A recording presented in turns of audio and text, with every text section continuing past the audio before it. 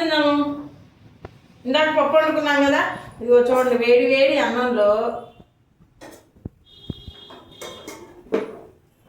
ఈ దోసకాయ పప్పు వేసుకొని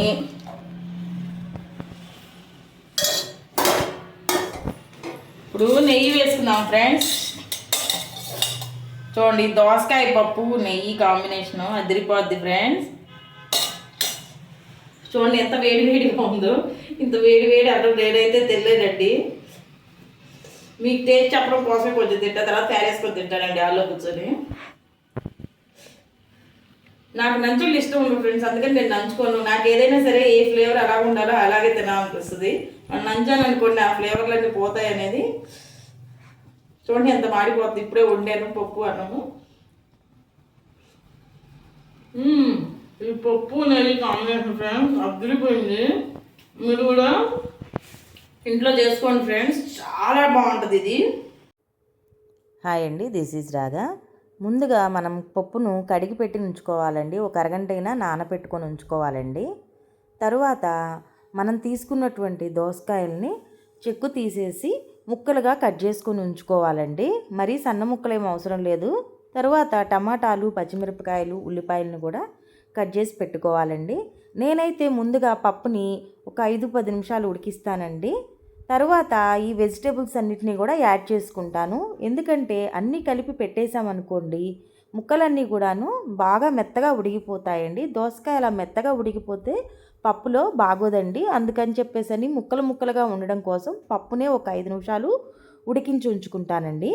తరువాత ఆ పప్పులోనే పసుపు, కారము, చింతపండు, కొంచెం కరివేపాకును కూడా యాడ్ చేసుకోండి. నేనైతే సంబార్ పసుపు యాడ్ చేస్తాను కాబట్టి మీ దగ్గర లేకపోతే మీరు ధనియాల పొడి, కొంచెం జీలకర్ర పొడిని కూడా యాడ్ చేసుకోండి. తరువాత మూత పెట్టి 2 విజిల్స్ వస్తే సరిపోతుందండి. మరీ ఎక్కువ విజిల్స్ వస్తే దోసకాయ బాగా మెత్తగా అయిపోతుంది కాబట్టి. చూసారా, విజిల్స్ అయితే వచ్చినాయి. తరువాత కుక్కర్ని ఆరిందాకా ఉంచాలండి, పక్కన పెట్టేసి.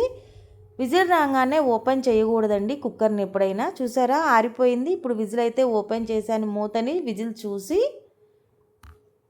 మూత తీసిన తరువాత మళ్ళీ ఒక్కసారి ఒక 2-3 నిమిషాలు ఉడికించుకోవాలండి. నాకెందుకో పచ్చిగా అనిపిస్తుంది, అందుకని నేనైతే ఉడికించుకుంటానండి. మీకు అవసరం లేదనిపిస్తే అలాగే తాలింపు పెట్టేసుకోండి. నేనైతే ఉడికిస్తాను.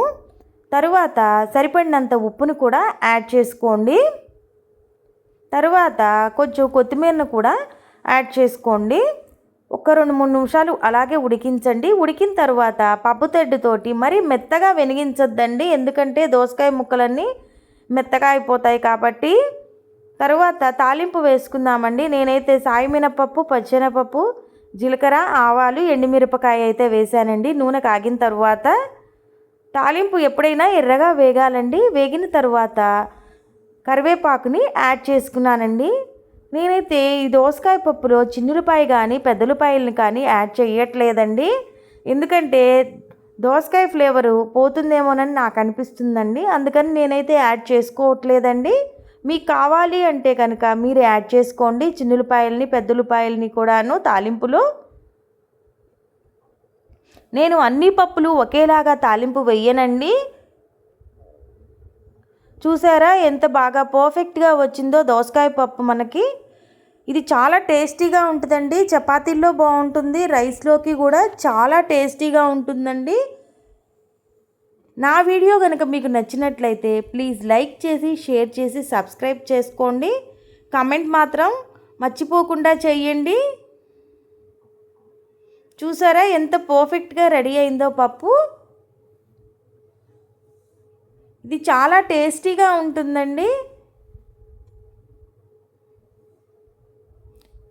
కలర్ చూస్తేనే తెలుస్తుంది కదండి అది ఎంత బాగుంటుందనేది పప్పు.